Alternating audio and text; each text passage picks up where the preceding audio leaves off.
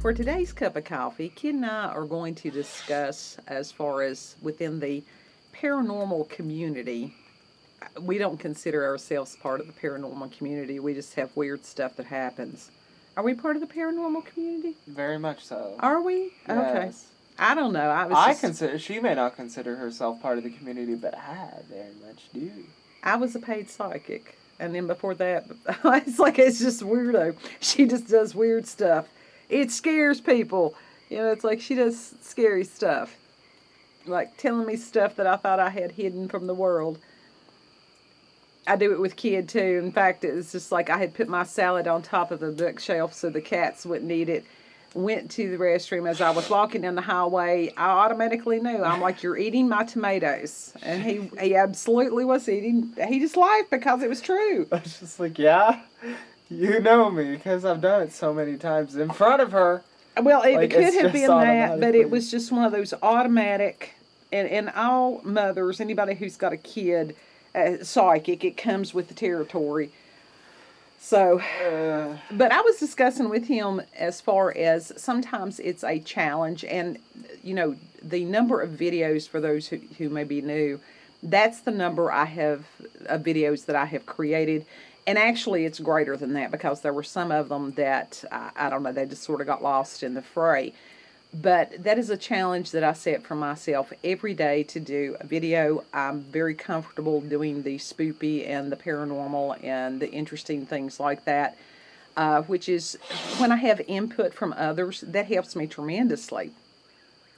I mean, I've got lots of, I've got almost 56 years of stories, so that can take up a while, but I can't remember it all at the same time. But, Kid had said, well, you could do one of these compilations like other people. And I'm like, no. And the reason being, people do contribute to them quite frequently, and they get a lot of views for it, but it is not quality material. And some of the videos that are submitted are blatantly bogus. And they show them anyhow.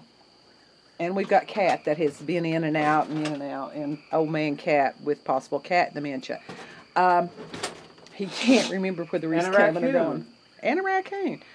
But, that was something that I had shown the other day when we were talking about the UFO and alien disclosure and stuff.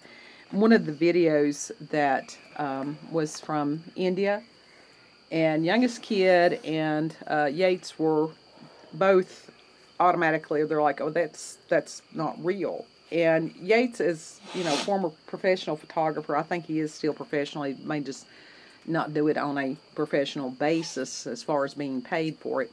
I don't know, Yates, you may be making a fine living doing photography and videos and stuff.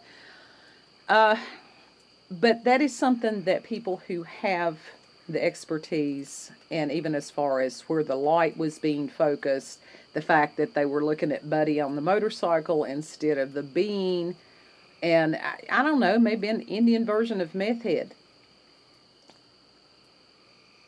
Oh. You don't think it was Indian version of meth head? No. But where it was very odd, bless, Kid has allergies. They're like poltergeists. They usually come in pairs, so I'm waiting for the next one. But why would someone feel the need to, falsify when there were so many people that are trying to legitimately put forth proof of spiritual encounters and things? That does not help the situation within that. Attention seeking, a lot of it's these kids, they want their 15 minutes of fame. That's most of it, and it's not just kids. Adults, full-ass grown adults do it too. They want it for publicity. That's mainly it, but that video in question, I have seen people that thin before. There are people who are that thin, and it's not hard to put them in a bodysuit and then put a bald cap on them and paint them Well, to that's make true. them look pale and white. Meth head. No. Oh Do you my think goodness. a meth head would be able to stand still for that long? Well, No. well, I guess you're right. It's like they'd be sort of tweaking in the middle of the Yes. road, wouldn't they? But it is an interesting thing. It's a frustrating thing that when you're trying to do something, especially when I take this stuff very seriously, and I know that a lot of the people that subscribe take it seriously because they've had their own experiences. And when you see somebody that is hurting the cause instead of helping it, that's sort of frustrating. So I don't know. It's just a weird world that we're in. It just discredits all the actual genuine proof that people have put out there. And so many actual experiences and actual documentation is thrown aside and discredited because of those people who do fake it. Well, and it's just like the Amazing Randy, and it's like a huge slap in the face. The Amazing Randy was, I don't know if he's still alive or not, but that was one of his claim to fame. He was a stage magician, illusionist. But he would also go and debunk people that were frauds. And I don't blame him for that. Some of the spiritual surgeons and stuff like that they were supposedly reaching their hand into people's bodies and pulling out different disease tissue and stuff like that. I know that a lot of the mediums that were having the seances, that he proved a lot of those people to be bogus, which that's despicable when you've got somebody that is hurting and that they are trying to reach a loved one that has passed on, and somebody to take advantage of that is just disgusting. Yes, it absolutely is. And even before The Amazing Randy, and that was something that Houdini would do, because he was very much a believer in the afterlife, and that he would go forward and expose some of these frauds because it angered him. Yes, rightfully so. Absolutely. And so I guess for anything that you've got that somebody is trying to show the reality, and it's very difficult because we are using fourth dimensional tools to try to prove something that is beyond. We don't even know what dimension beyond ours it is, but it's beyond. There's many dimensions that we don't even know of. Sure.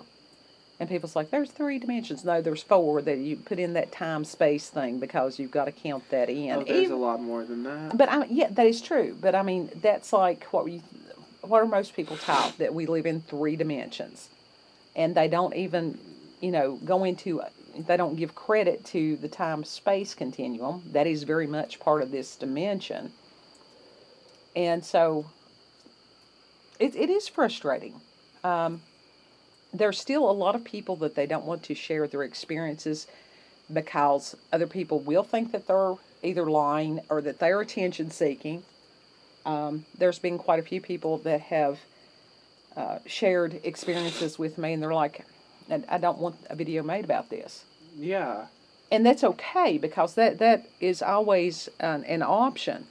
But they were comfortable enough with me, and they knew that I would respect their experience enough to where I'm not going to share something that they don't want shared, But as far as encouraging them, acknowledging their experience, because some of these things were horrifying. Yeah. That's like, so many people looked up to Ed and Lorraine Warren, but as more and more stories come out about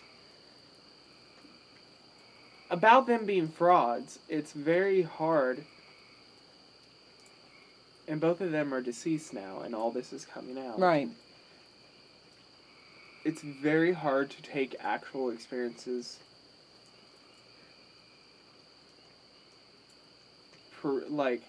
seriously. It's very difficult.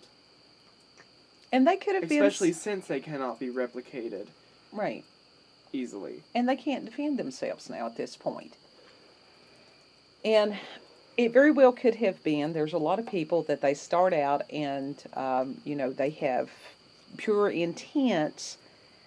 And once success and fame and all that stuff kicks in, then it's very easy for them to be, swayed to that side. That's like with the Amityville Horror. I don't know if the people that live in the house now or whatever, they say that all that stuff is bogus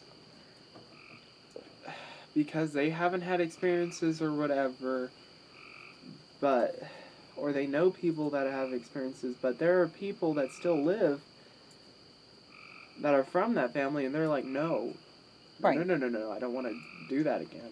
Well, and that's... I don't want to relive that shit. Just because it happened to one family and did not happen to another family, there's a lot of reasons that could be. That does not discount or discredit the experience of the family that lived through the supernatural. It shouldn't, but it does. I mean, you've got people that they will have something happen right there in front of their face and they will deny it. Yeah. So, skeptics sure. are a prime example of that.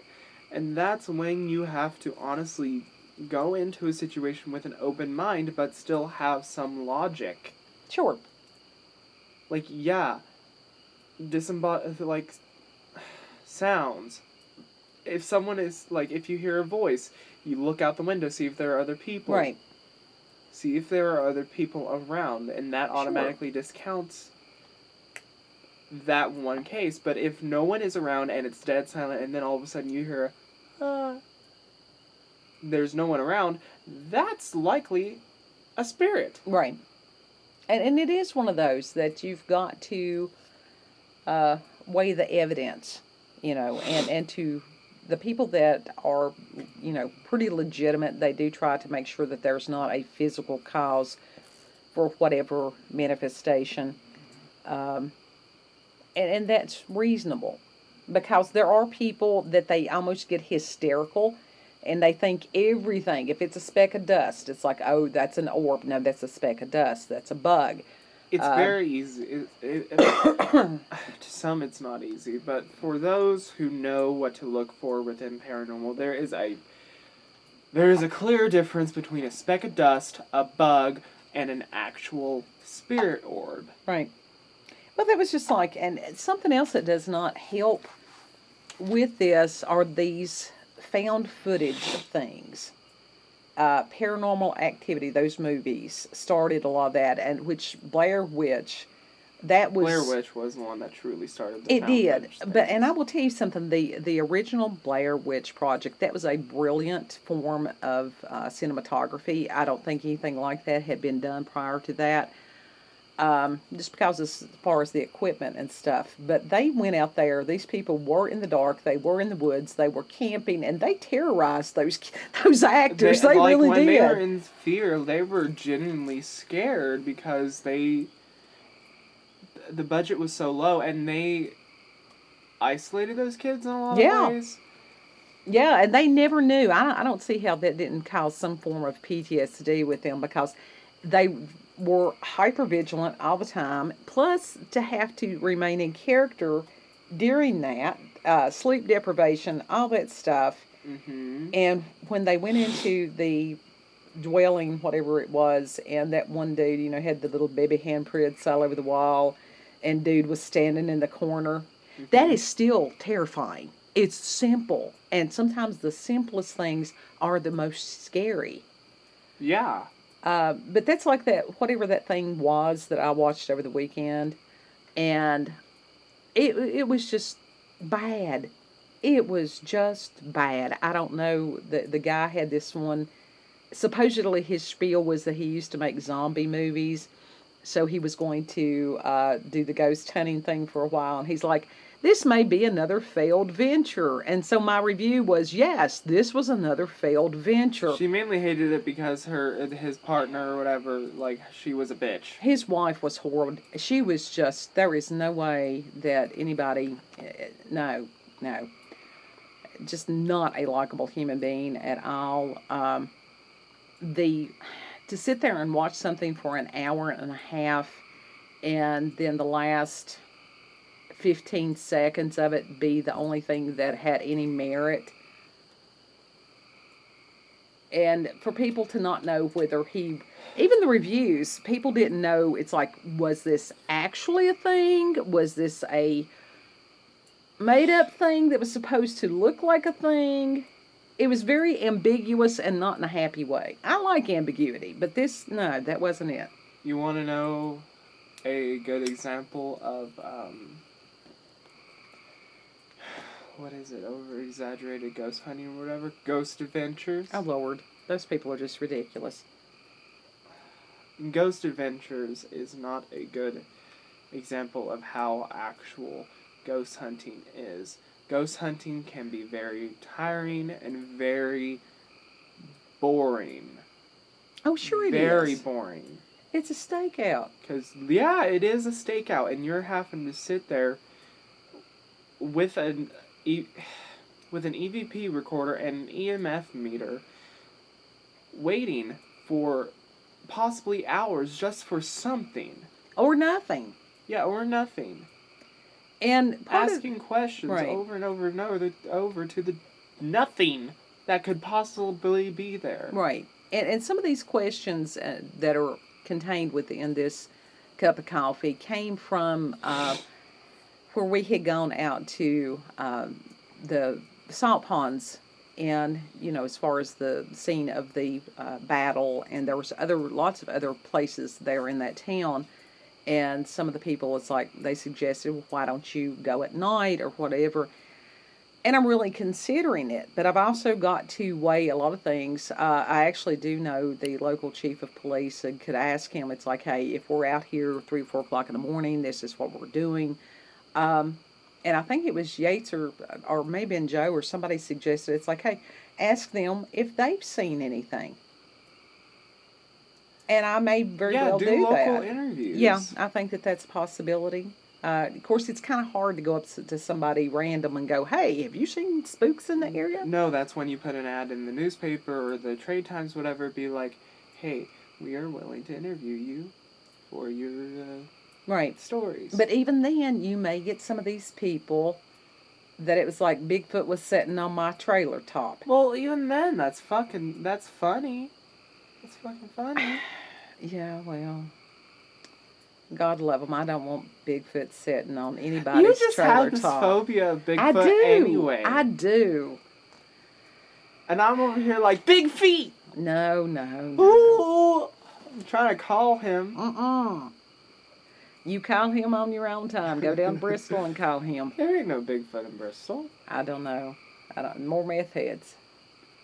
Now, if we were in search... If there is an 8-foot tall meth head, then there is an issue. That would be an easy channel, In Search of Meth Heads. My Lord, we could have... We could just go in the center of town and just wait. Absolutely. Sit there and... There actually is a channel that is called Soft White Underbelly. And these people are brilliant, because even with the meth heads and the different people in society that have some severe challenges, they interview these people. They do this in such a respectful manner. They allow these people to tell their story.